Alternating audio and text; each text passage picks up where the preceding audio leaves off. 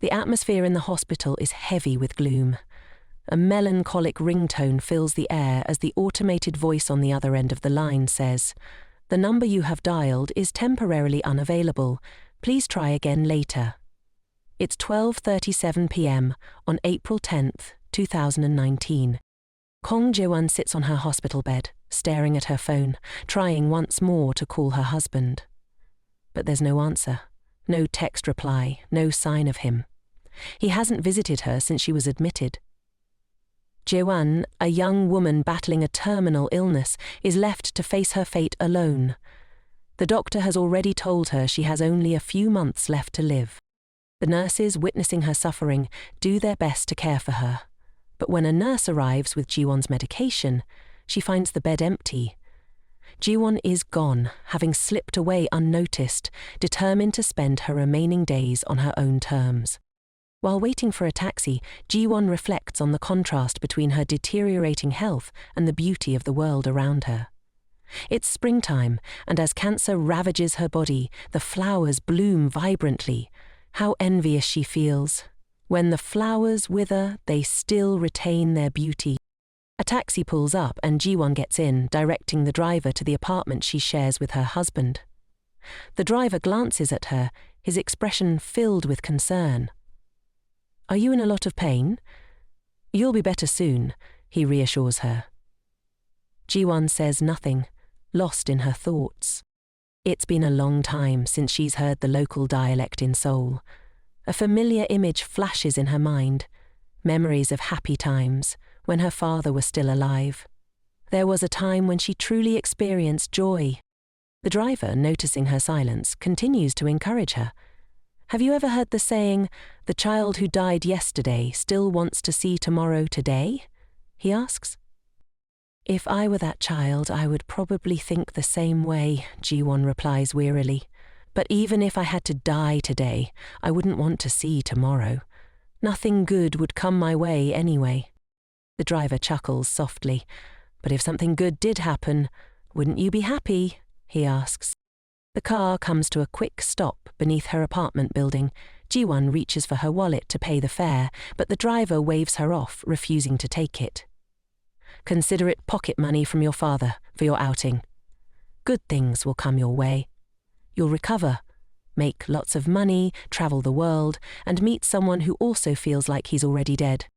Today was the driver's last day on the job, and Jiwon was his final passenger. He wanted her to live well, to see that money as a promise he made to her as she opened the bill. She found a piece of candy inside. Jiwon smiled, agreeing with the driver's words as he drove away. She stood there, silently thanking him for giving her one last beautiful memory in an otherwise painful life. It felt truly nostalgic. Back to reality, Jiwon hurried into the building. She stood in front of the apartment door she hadn't seen in months since being hospitalized. Suddenly, she felt a bit hesitant, but gathering her courage, she took a deep breath and opened the door. As soon as Jiwon stepped inside, her eyes landed on a pair of red high heels, ones she had gifted to her best friend, Sumin. Her heart sank. At that moment, she heard the voices of a man and a woman chatting in the room. Jiwon trembled as she moved closer, her anger building. Gritting her teeth, she pushed the door open slightly. What she saw confirmed her worst fears. Her husband, Min-jun, lying in bed with her best friend, Sumin. But what she heard was even more venomous than she could have imagined. They were discussing how they would enjoy the 500 million won payout from her life insurance after she died. Rage boiling inside her, Jiwon burst through the door, shouting, "Who gave you permission to do this?" The two on the bed jumped up in terror. Min-jun panicked, trying to explain, but Jiwon was too consumed by fury to listen. She glared at him, gritting her teeth, and spat out, "Min-jun, you dog! Did you really think I'd just lie down and die without a fight? I'll make you pay for this. I'll expose you to the entire company, your families. Hell, I'll post it on social media so you'll never be able to show your faces again. I'll make you cough up everything you've gained so far." At her threatening words, Sumin turned pale with fear. She rushed over, grabbing Jiwon's hand, pleading, "Please don't do this. We're friends, remember? I'm your best friend."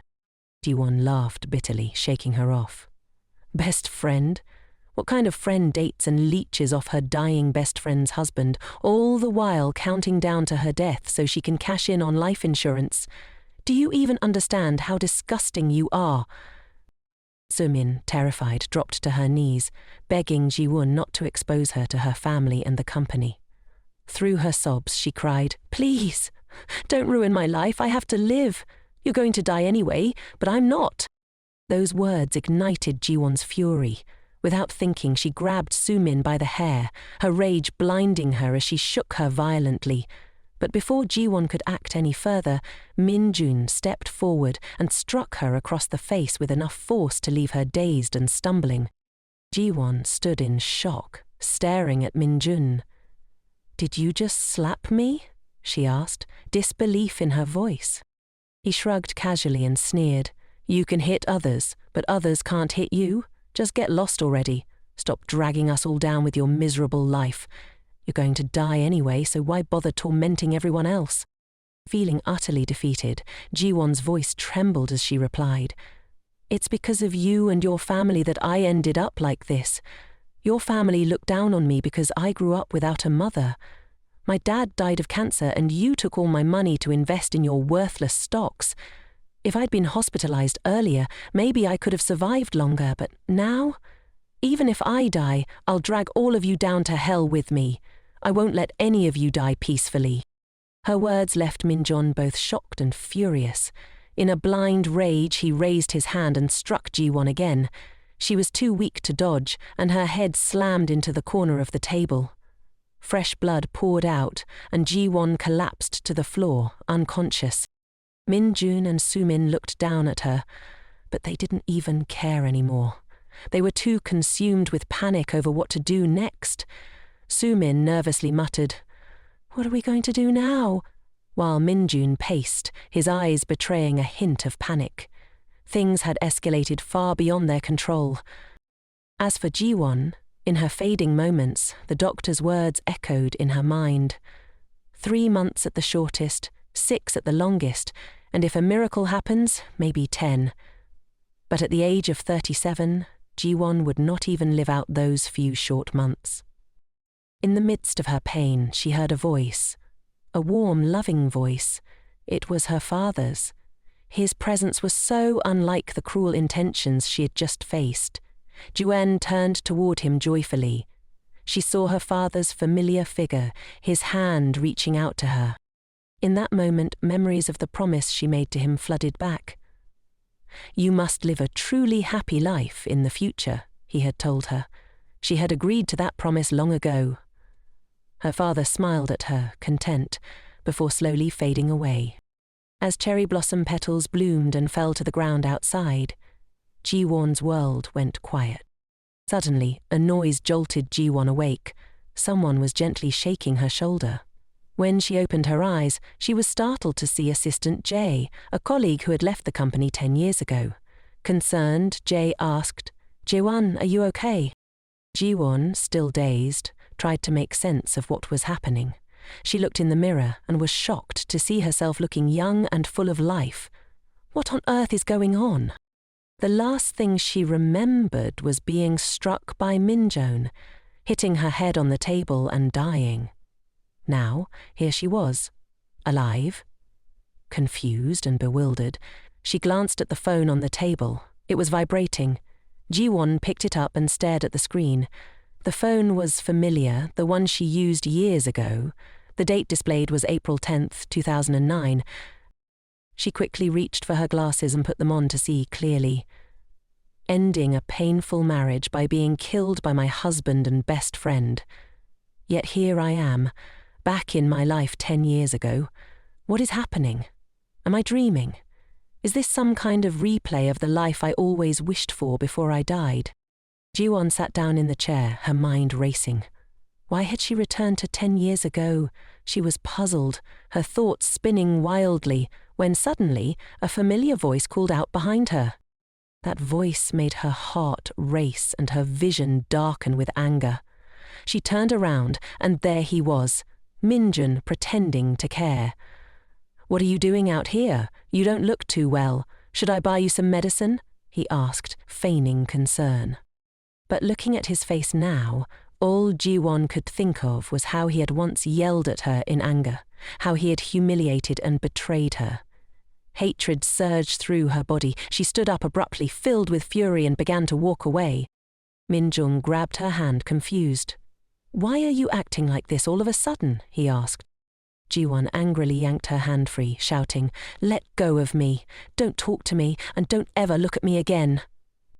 Just then, another voice called out from behind her.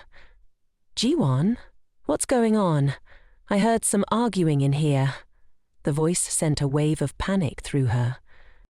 It was Su-min, her so-called best friend and the woman who had slept with her husband. Just the sight of her made Ji-won feel utterly nauseous. She couldn't believe that even after dying, this couple was still clinging to her life.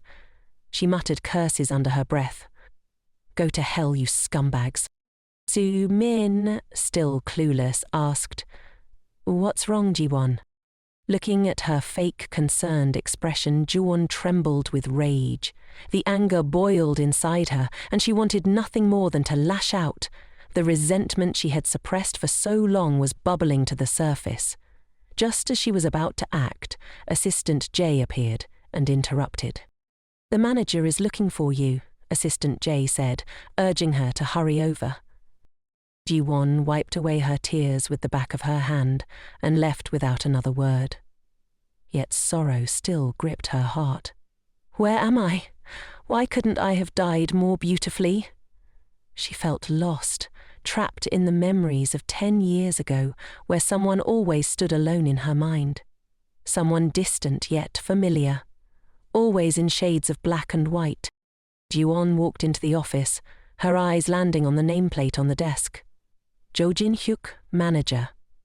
Suddenly memories came flooding back. This was her stern superior from 10 years ago. The tall man, always dressed in a plain suit, never spoke unless absolutely necessary. As soon as she entered, his sharp voice greeted her. "Miss Kong Ji-won, this is the company. I expect you to clearly distinguish between personal matters and work." He handed her a stack of documents and added, "If there's nothing else, you should leave work early." Ji-won noticed a handkerchief placed on top of the documents. Jin-hyuk's tone softened ever so slightly as he spoke again.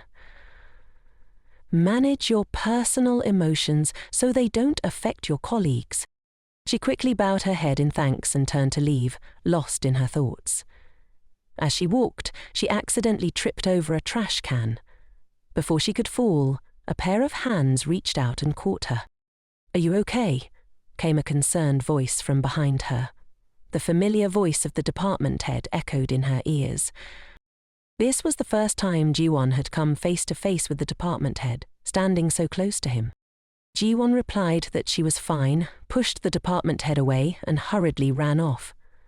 Jin-hyuk just silently watched her, saying nothing.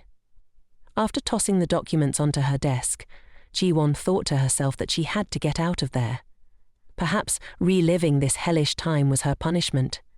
But she absolutely couldn't just accept it like this. She left, leaving her colleagues in shock. In the elevator, Ji-won still couldn't believe she was back in this time, with even some things that weren't part of her past life's memories. What on earth does the universe want by bringing me back here, she wondered. The image of her earlier moment with the department head flashed in her mind. Lost in thought, she suddenly heard someone asking her something. It turned out the elevator doors had opened, and her colleagues were asking if she was getting off. She quickly apologized and stepped out. In her haste, she tripped over the elevator door. This time, no one was quick enough to catch her. She remembered that in her past life, she had also fallen in front of Jin-hyuk, and he hadn't caught her then either. Why is it like this today, she thought. At that moment, her colleagues worriedly asked if she was okay.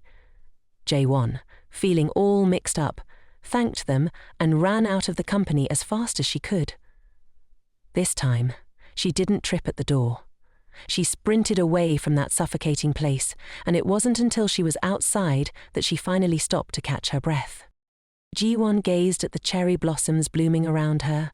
It reminded her of the day she had left the hospital. Still a bit dazed, her phone suddenly rang. It was a call from that jerk Park Min-wan. Naturally, Ji-won coldly hung up on him. She snapped her phone shut and turned towards the bus stop. She still wondered if today was just a dream. But why was it 10 years ago, the very year I married that scumbag Park Min-hwan? This dream felt too strange. Just then, her phone buzzed again. This time it was from department head Jin-hyuk, not the other guy, so she answered. On the other end, he informed her that he had sent some additional documents and reminded her to check them when she got back to work. Her mood was sour, so she only gave casual replies. "Tomorrow at work," he added. Without thinking, she replied, "Tomorrow is Sunday." Realizing her mistake, she apologized and quickly hung up the phone, feeling embarrassed. Ji-won wondered if tomorrow would still come for her. Suddenly, she discovered something intriguing in her pocket. Astonished, she pulled it out to take a look. She was taken aback by what she saw. The cash and candy she had received from the driver who took her back to the apartment. Tears welled up in her eyes. It wasn't just some magic trick or illusion. It was her dad's final gift to her. She silently thanked her dad, realizing she really had travelled back 10 years in time. This must be his way of giving me another chance, she thought. She bowed her head, silently promising to live a new life filled with joy and happiness. Maybe her dad was hoping for that too. Meanwhile, back at the company, Park Min-hwan was glued to his phone, frustrated. He had called Ji-won countless times, but she just wouldn't pick up. Why is she acting so different all of a sudden? He couldn't understand what was going on with her, and she had even left her bag behind.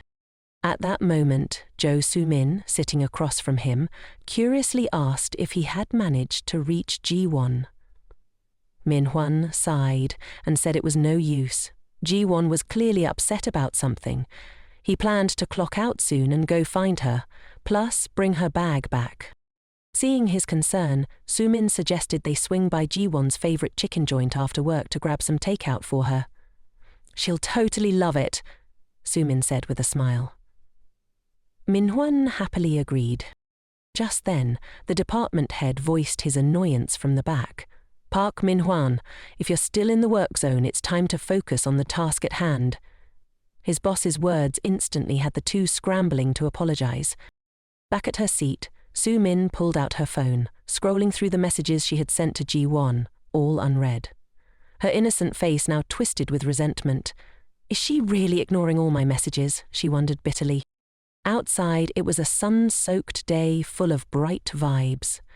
Ji-won returned to her apartment, and as she entered her password, she suddenly realized it was still set to Park Min-hwan's birthday. "I need to change this right away," she thought. She quickly switched it up, then swung the door open and stepped inside. The familiar house appeared before her, but the first thing she saw were two framed photos of her with Min-hwan and Soo-min. Next to them was a plush duck bear, a friendship token that Soo-min had once gifted her, saying, "Whatever I like, you like too." Little did Ji-won know back then that Soo-min liked more than just plush toys. She liked her boyfriend too. Looking back, all the guys Ji-won had a crush on eventually confessed to Soo-min. But now she couldn't care less about any of that. For Ji-won, money was her priority. She tossed the photos and stuffed bear into the trash without a second thought. She then went into her room and dug out her savings book. Money. That's what I need now more than anything. She regretted not paying more attention to finances during her first run at life. I should have memorized some lottery numbers or stock trends. But now she had to deal with her debt and start making money. Suddenly she remembered how, back then, Park Min-hwan had a knack for making any stock he touched soar. I could use that to my advantage. This was a once-in-a-lifetime money-making opportunity. Just then, her phone buzzed. It was a message from Min-hwan saying he'd bring over fried chicken and chat for a bit. Ji-won was taken aback. Fried chicken? She had always found it nauseating whenever he mentioned fried chicken before, so why was he suddenly offering to buy it for her now? She decided it was time to move out, but before that she needed to deal with Min-hwan and Soo-min. Ji-won texted Min-hwan back, setting up a meeting with him and Soo-min at the bar near her place. Park Min-hwan was taken aback when he received such a short message from Ji-won. What on earth is going on, he wondered. trying to figure out what had caused her to act this way. As he stared at his phone, his boss, Joe Jennyhook, reminded him to finish the report he had been assigned. Min-hwan reluctantly dropped his phone and handed the report over to his boss. However, his report was quickly torn apart, and he could only bow his head in apology. Veen Hook coldly reminded him to focus on his work. "The office isn't a place for you to do homework," he said, tossing the report onto the table. Min-hwan was furious, but he could only mutter under his breath, "John Hookett, that guy only got his position through connections." Across the table, Jo Soo-min winked and handed him a note inviting him out for drinks after work. Min-hwan thought to himself, Soo-min really knows how to brighten people's moods. She's just so adorable. He quickly wrote a note back to Soo-min, telling her that Ji-won had invited everyone for drinks near her place after work. Soo-min sweetly smiled in agreement, but inside she was silently fuming, cursing Ji-won for ignoring her messages. Min-hwan decided to go down and tidy up the car first. Ji-won's used to my messy car, but Soo-min's different. In that moment, he realized Ji-won didn't act like a typical girl at all.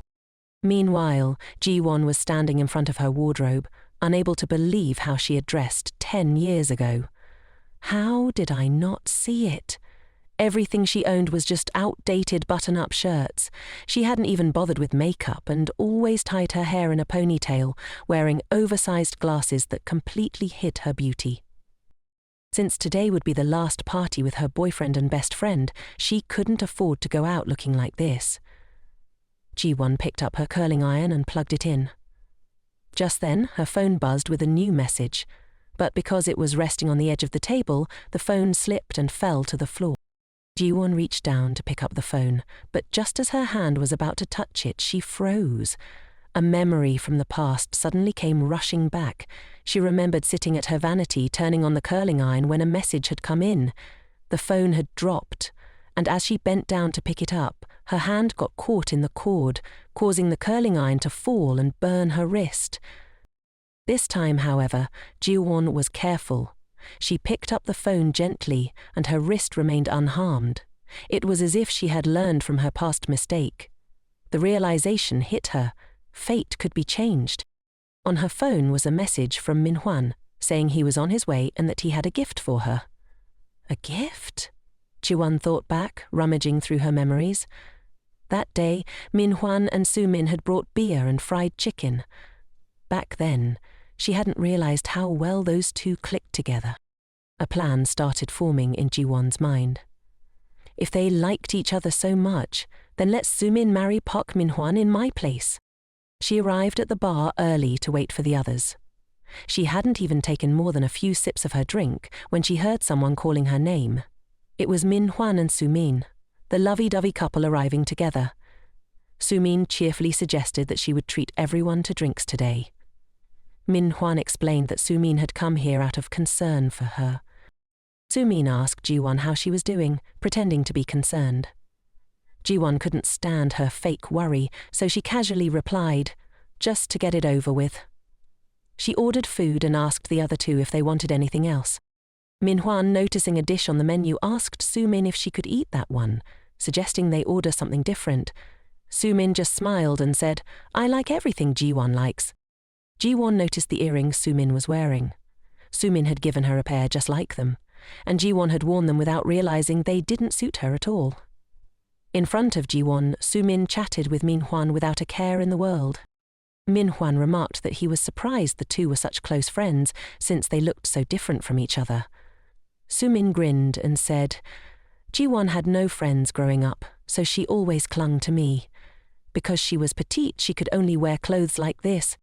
Then Soo-min turned to Ji-won and, with a hint of jealousy, remarked that Ji-won was as big as a giant. Her words stung more and more, crossing the line. Soo-min placed her hand in Min-hwan's and explained that his hand was so big, almost like Ji-won's. Soo-min laughed and said she wanted to be like Ji-won, a beautiful giant standing in front of the demon Min-hwan. Ji-won calmly sipped her drink, unfazed. Then she spoke up, hinting that their portions were the same. She asked, "What were you doing while you were growing up like this?" Su-min, flustered by the question, quickly changed the subject and raised her glass with Min-hwan. The three of them toasted to their first time drinking together. Ji-won wasn't interested in clinking glasses with this couple. She silently watched their fake camaraderie. Soon, the boneless chicken was served, and Su-min exclaimed it looked gross. Min-hwan asked her if she had just said she liked it. Su-min, trying to cover, quickly replied, "Well, if Ji-won likes it, then everyone must like it, right?" She complimented Ji-won, saying she ate so well and that it must be delicious. Ji-won calmly called her out. "You called for chicken the last time we ate together and even ordered 3 bottles of soju." Su-min's face turned awkward, forcing a smile and asking if she really had done that. At that moment, the staff brought out the fish cake soup, but a drunken man stumbled by, knocking into the server and causing the hot soup to splash everywhere. The scalding liquid landed all over Ji-won's hand. She instinctively hugged her injured hand, wincing in pain. The server rushed over, apologizing profusely and quickly going to fetch ice and ointment. Su-min asked if Ji-won was okay, reaching out to check her injury, but Ji-won pushed her hand away. Su-min was utterly shocked. Ji-won coldly stood up, saying she was going to the restroom for a bit. Inside, she anxiously rinsed the burn under cold water. Her mood was foul as she thought about the strange coincidences that kept happening. Why didn't I fall in the office this afternoon but still tripped on the elevator stairs? The burn on her hand was eerily similar to the one she got from a hair straightener 10 years ago. Could it be that in this lifetime I still couldn't escape marrying that jerk Min-hwan? Is it true that what's meant to be will be? Ji-won thought, as she turned off the tap, determined not to let that happen. Returning to the dining table, Su-min was still using alcohol to act out. She was getting bolder, pretending to be cute in front of Min-hwan. Ji-won knew all too well that Su-min was putting on a show. 1 drink and Su-min would be flushed, while she could handle 3 or 4 bottles without breaking a sweat. However, Ji-won didn't bother to expose her. Suddenly, Su-min asked Min-hwan what he liked about Ji-won. Min-hwan smiled, praising Ji-won for being kind, smart, and very capable, saying she was a great match for him. Su-min chimed in, nodding in agreement, claiming she had a good eye for people. Ji-won silently scoffed. The two of them were such a perfect match in their act. Su-min smiled cutely, opening her mouth to ask Ji-won for a piece of fish cake. Ji-won's expression turned icy as she stuffed a huge piece into Su-min's mouth, making her choke. Oh, how the tables have turned, Ji-won thought. She activated her acting skills, asking if Su-min was okay. "I told you to eat slowly, you seem pretty tipsy. Let me call a taxi for you to head home." Su-min hurriedly explained she wasn't drunk at all, but Ji-won wasn't having it. Without hesitation, she forcibly pulled Su-min up and pushed her into a taxi. As soon as the door slammed shut, the car sped off. Ji-won felt a rush of liberation. She had been so cowardly in the past, she could have easily kicked Su-min out like this, but had lived like a fool letting her bully her. Min-hwan sat in the cafe, feeling regretful, as he realized how happy he had been when Su-min was around. Ji-won had never been that charming to him. Ji-won returned to her seat, and Min-hwan still asked about Su-min. He even complimented Su-min's cuteness in front of Ji-won. Ji-won didn't care. She told him to drink more, since tomorrow was the weekend anyway. While pouring the wine, she accidentally splashed it onto her own glasses. Giving Min-hwan a sly smile, she deliberately took off her glasses right in front of him. He was dazzled, praising Ji-won for looking stunning without her glasses. He even suggested she should consider surgery. Ji-won smiled, weighing her options. "Should I wait for a raise or dive into buying stocks?" She casually asked Min-hwan if he could give her a little lesson on stocks. As soon as stocks were mentioned, Min-hwan perked up with excitement. When it came to stocks, he could talk endlessly, like a never-ending blockbuster. After finishing their meal, Min-hwan was driving Ji-won home. She thanked him for bringing her bag back to her. Little did she know he took the initiative to plant a sweet kiss on her forehead, wishing her a good night. Ji-won suppressed her disgust, urging him to hurry back. After stepping into the house, she slumped onto the sofa feeling utterly drained. The phone was playing a recording of Min-hwan talking about stocks. Ji-won flashed a satisfied smile. This compensation will be received in full, not a single penny short. The next morning, Ji-won texted Min-hwan, telling him she was still feeling tired and would be staying home to rest, promising to reschedule their date for another time. Then she lost interest, clapping the phone shut and stashing it in her pocket. She strolled into the bookstore, hoping to grab some guidebooks on stocks. She stood there for quite a while, contemplating, but the books were packed with so much industry jargon that she couldn't wrap her head around any of it. Still on the hunt for more basic reads, she spotted a book that looked pretty straightforward, but when she reached up to grab it, it was just out of her grasp. What kind of book is stacked so high, Ji-won thought. I'm already over 1.7 meters tall and still can't reach it. How is anyone else supposed to grab it? Suddenly, a hand reached out, helping her grab the book. Ji-won turned around to thank the person, but to her surprise, it was none other than the department head, Jin-hook. He held the book in his hand and curiously asked her if she was planning to quit her job. Ji-won was taken aback by the question. She stammered, at a loss for words. Jin-hook calmly asked again if she was considering quitting her job. Ji-won quickly composed herself and reached out to grab the book. She explained that she wasn't planning to quit, but had noticed Park Min-hwan getting into stock investments and was thinking about trying her hand at it too. Little did she know, Jin-hook's expression turned sour. Why on earth did I run into the department head here, she thought, and why did I have to provoke him? She quickly made up an excuse, claiming that she had already picked out her books and wanted to leave early. But then Jin-hook suddenly asked if she was planning to meet Park Min-hwan. Ji-won forced a smile and replied that she wouldn't be meeting Min-hwan today. She also asked if he could keep their meeting a secret from the other staff. Jin-hook raised an eyebrow and asked why he should do that. Ji-won hesitated and explained that she had told Min-hwan she was sick.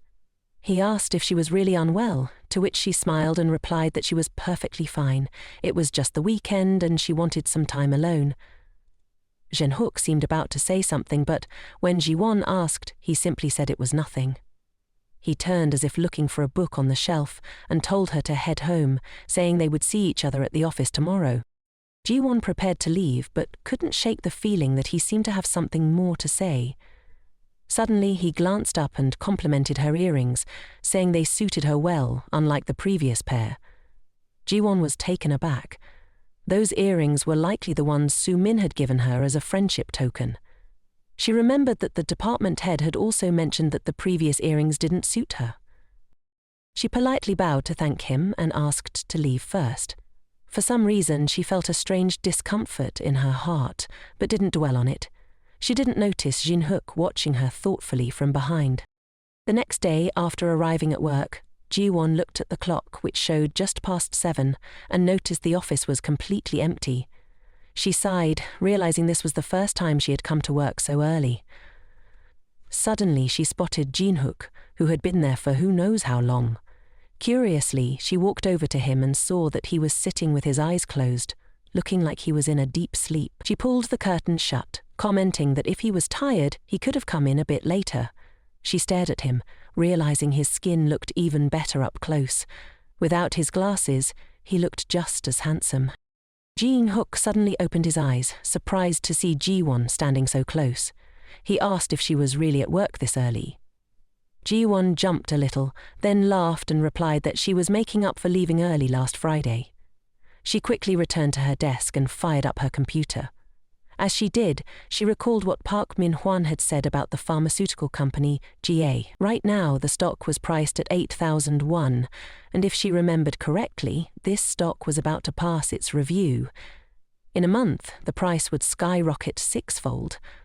Now was the perfect time to cash in on some investments. So focused was she that she didn't notice Janook had sneakily crept up behind her.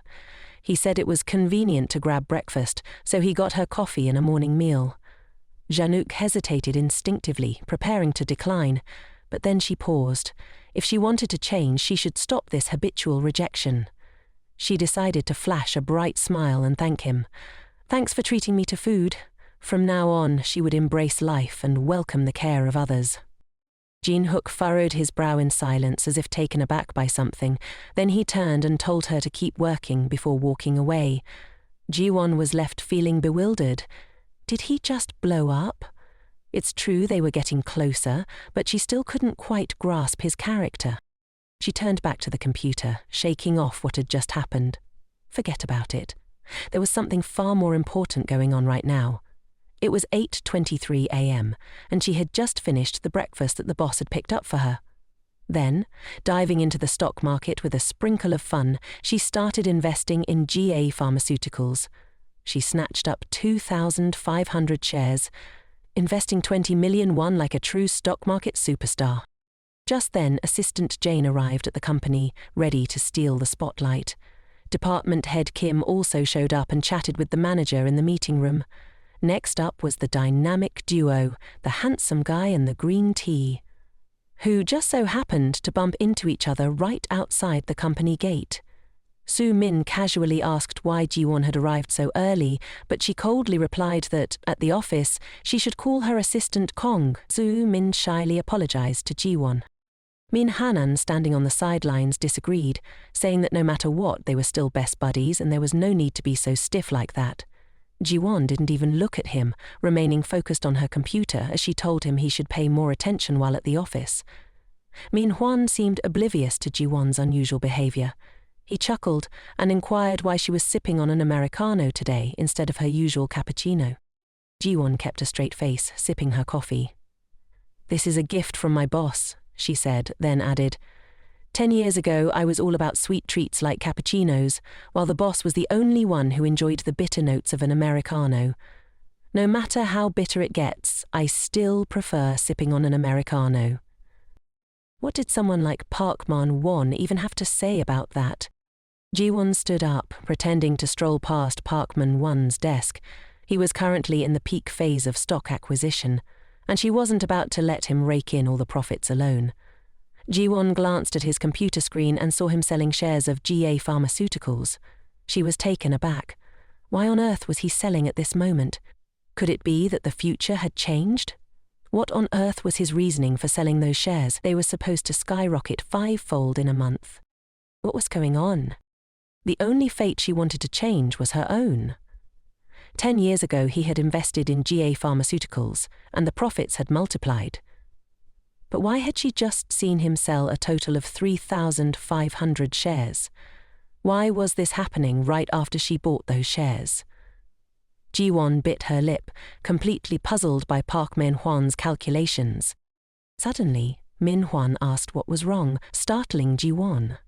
She forced a smile and said it was nothing, reminding him that the stock price of GA Pharmaceuticals was on the rise. Park Man-hwan shrugged it off, saying he had already made a bit of profit and sold everything. Just last weekend he had caught wind of some favourable news. There were whispers that M-Dub technology would partner with ET Electronics, and he was sure it would explode soon. As Park Man-hwan rambled on about the intel he had gathered, Ji-won was lost in thought.